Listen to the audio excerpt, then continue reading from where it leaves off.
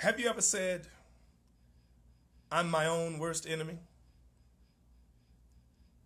Have you ever said, I'm my own worst critic and that I'm harder on myself than anyone else?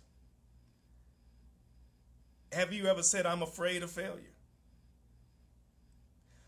Well, instead of saying, I'm my own worst enemy, why don't you say, I'm my own best ally? See, when you say I'm my own worst enemy, that's creating self-sabotage. When you say I'm my own best ally, that's creating or developing self-reliance. When you say I'm my worst critic or I'm harder on myself than anyone else, let me ask you, who's harder on themselves?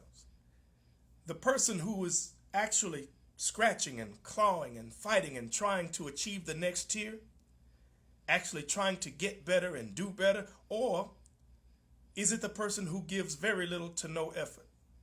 Who's harder on themselves? See, the individual who puts forth very little effort, they confuse being hard on themselves with self-pity. As for being afraid of failure, that's not necessarily true either. Those who are afraid of failure have actually become comfortable or complacent while failing.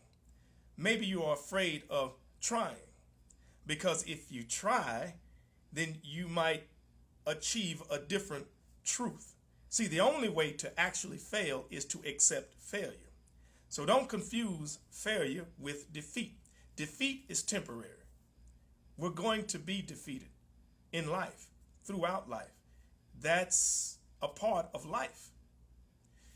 But the benefits of those defeats far outweigh the pain or the frustration that comes with the defeats, because we learn the most valuable life lessons throughout those temporary defeats. Words are so powerful that we have to become critical listeners to ourselves. There's a proverb 18:21 that says death and life are in the power of the tongue. So if you listen to yourself, if you feel as though you have failed, or if you believe that you are failing, is it because you believe that you are a failure? And if so, you probably spoke failure right into your existence, right into your life with your words. So you're going to have to change the low opinion that you have of yourself if you believe that you are a failure. I'm going to tell you right now that that is a lie.